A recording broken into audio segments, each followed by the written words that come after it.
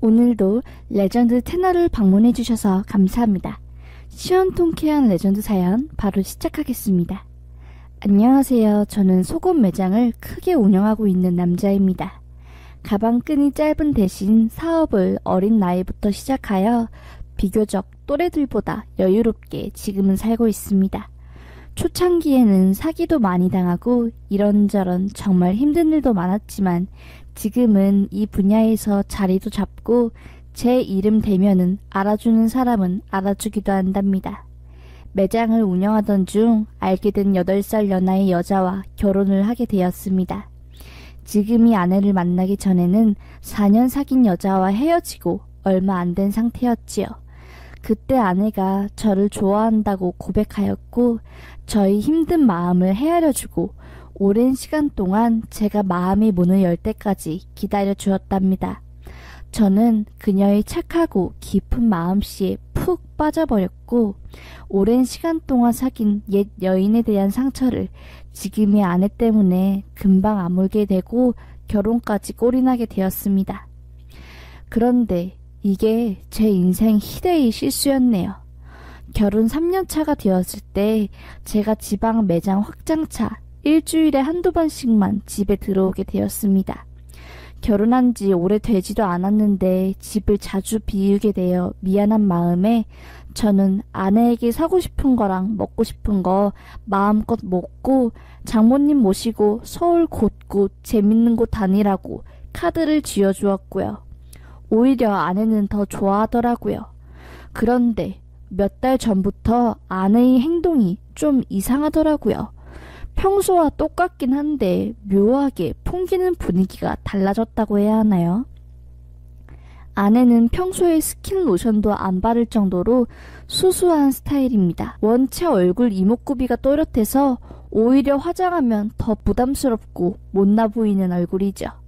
그런데 그런 아내가 화장을 아주 진하게 바르고 제 카드로 백화점에서 화장품 60만원어치를 사더라고요. 입술에는 립밤밖에 안 바르는 아내가 연분홍색부터 시작해서 빨간색까지 각종 립스틱을 모조리 사서 바르는 한편 생전 연애 때도 안 뿌렸던 진한 향수까지 뿌리고 다니더라고요. 그리고 넓은 통바지나 아니면 긴 스커트만 입는 아내가 짧은 스커트에 요즘 젊은 20대 애들이 입을 만한 옷들을 사입기 시작했고요. 정말로 나랑 같이 산 사람이 맞나 싶을 정도로 스타일이 확 바뀌었습니다. 뭔가 찝찝하기도 하고 왜 갑자기 스타일이 바뀐 건지 궁금해서 아내에게 물어보았지요. 자기야, 요새 갑자기 화장하고 게다가 향수까지 뿌리네? 설마 나한테 잘 보이려고 하는 건 아닌 것 같고 갑자기 뭔 신경번호라도 생겼나? 나 다른 사람이랑 살고 있는 것 같아. 집에 올 때마다 자기 화장대에 늘어나는 화장품이랑 화려한 옷들 보면 깜짝깜짝 놀란다 라고 하니까 아내가 잠깐 정색을 하며 말하더라고요. 왜? 자기가 자기 없는 동안 하고 싶은 거 하면서 심심하지 않게 지내라고 해서 이것저것 화장품도 사보고 다른 스타일 옷도 사본 건데 갑자기 뭐라고 해. 나는 꾸미면 안 되냐? 내 걱정하지 말고 일이나 열심히 하세요 라고 하더라고요. 아내가 그렇게 말하니 속으로 혹시 이 여자 남자 생겼나 라는 생각은 금세 사그라들었습니다. 아내가 그렇게 꾸미고 가꾸니 전보다 부부관계도 자주 하고 사이도 더 좋아졌기에 큰 의심 없이 저는 아내를 믿고 지방에서 열심히 일을 하고 있었습니다. 저에게 날아온 한 통의 카톡 메시지를 확인하기 전까지는요. 가게 매뉴얼을 직원들에게 교육하고 잠깐 커피 마시면서 쉬고 있을 때 핸드폰으로 카카오톡 메시지가 하나 날아왔습니다.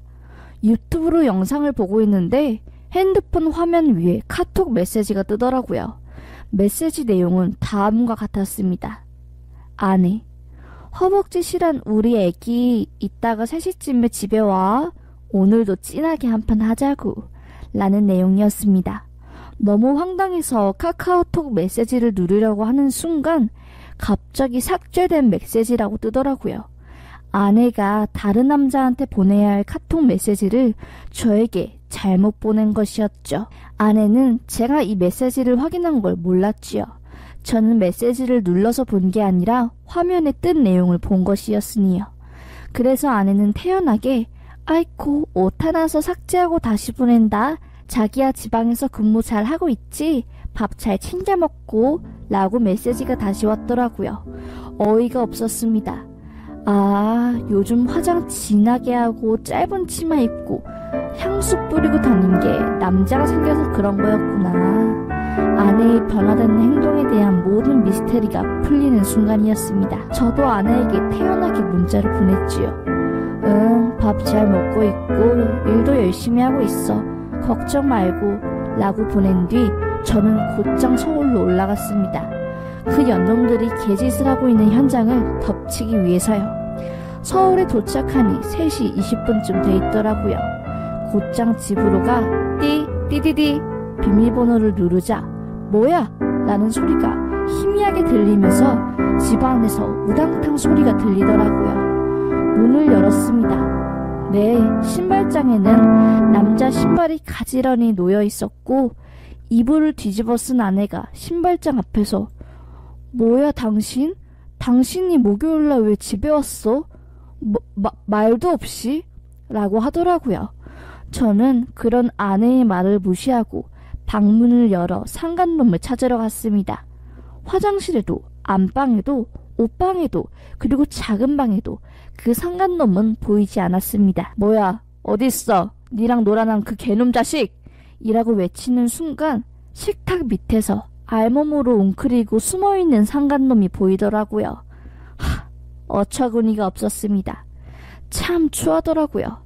갓 태어난 송아지처럼 추하게 오돌오돌 떨며 식탁 밑에 숨어있는 그놈 꼴을 보니 웃음만 나오더라고요. 저는 식탁으로 가 이자를 밀어내며 그놈을 끌어냈습니다. 얼굴을 보니 아내보다 좋기 10살은 어려 보이는 애더라고요.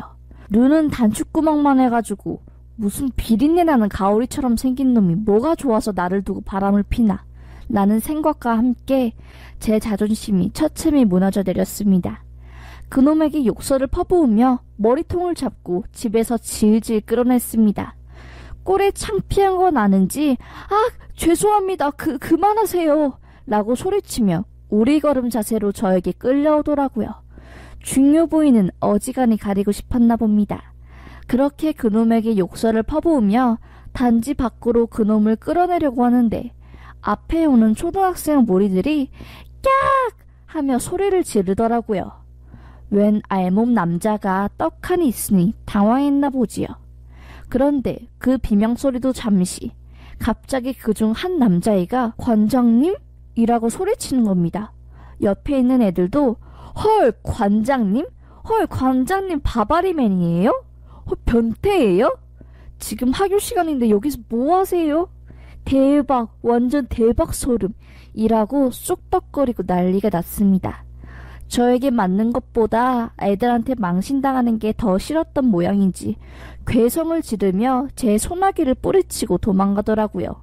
애들은 헐 야 관장님 거기 진짜 작아 몽땅 연필인 줄 야야 내가 관장님 사진 찍음 헐 야 우리 관장님 변태였냐 대박이다 진짜 역대급 이라고 자기들끼리 수군대고 떠들고 난리도 아니었습니다. 알고 보니 그 상간놈이라는 자식은 태권도 주말반을 담당하고 있는 선생이었고 마주친 아이들은 주말반 학생들이었던 것입니다. 참 세상에 이런 일이 나올 만한 일이지요. 저도 어이가 없었습니다. 저도 놀라고 아이들도 놀라고 서로 놀라서 벙찌고 난리도 아니었습니다. 저는 정신을 차리고 아내가 있는 집으로 들어갔지요. 아내는 그새 어디로 도망간 곳인지 집에 없더라고요. 저는 집에 들어와서 안방으로 들어갔습니다. 처음엔 눈에 들어오지도 않았던 그 상간놈이 바지와 벨트 그리고 티셔츠들이 보이더라고요. 부욱 찢어버렸습니다.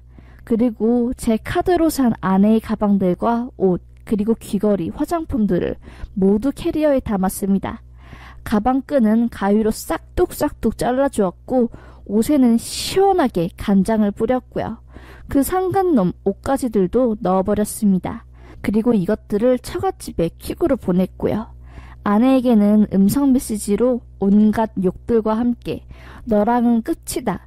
내 돈으로 누렸던 부귀영화들 오늘 이후로 끝이야. 다시 나랑 결혼하기 전 거지 같던 너희 삶으로 돌아가라며 저주를 퍼부었고요. 저는 고소를 진행했습니다. 그 후 아내는 장모님과 함께 저를 찾아와 무릎 꿇고 울고불고 미안하다며 진짜 실수였다고 하더라고요. 본인이 미혼인 줄 알고 그 남자가 접근했고 사귀다 보니 양심에 찔려 유부녀인 걸 밝혔다고 합니다. 그런데도 자기가 좋다고 하는 그 남자를 뿌리치지 못하고 이 꼴까지 났다고 하며 한순간이 실수라고 난리를 치더라고요. 솔직히 그 말을 듣는 순간 내가 이 여자를 용서해줘야 하나? 실수였을까 정말? 이라고 흔들리기도 했습니다.